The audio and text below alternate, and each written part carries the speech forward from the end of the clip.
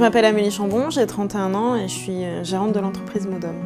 Alors moi je suis issue d'une filière plus générale, j'ai fait un bac littéraire, donc ensuite ayant toujours aimé le côté artistique, je me suis orientée sur des écoles d'art appliqué, notamment une prépa.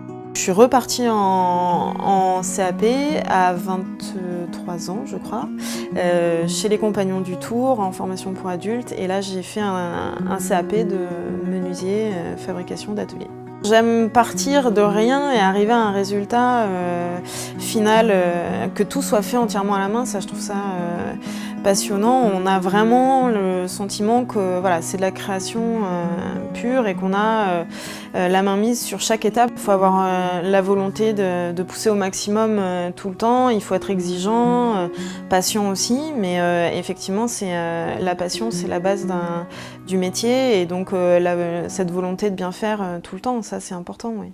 Quand on a envie de découvrir un métier, c'est que déjà on a le goût peut-être pour ce métier-là sans forcément se l'expliquer. Donc il faut venir voir les artisans dans leurs ateliers, voir comment ils travaillent, parce que sous un même métier, il y a tellement de façons de travailler différentes qu'il faut aussi trouver chaussure à son pied.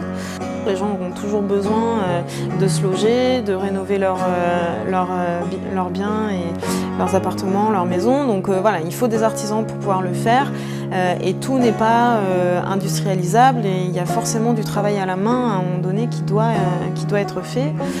Donc c'est des métiers qui sont des métiers d'avenir, qui sont très techniques, qui sont appelés à être évolués par le numérique, par le multimédia. Il y a forcément de l'innovation. Il faut se donner aucun obstacle, il faut vraiment venir voir les artisans, et voilà, peu importe le parcours, tant qu'il y a l'envie et la motivation, il y aura forcément quelque chose, ça débouchera forcément sur quelque chose.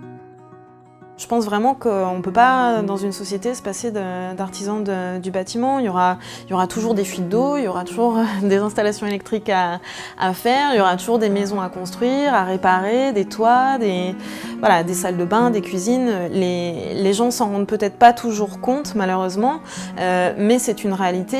Pour l'instant, il n'y a que la main de l'homme qui soit capable et à même de réaliser toutes ces choses.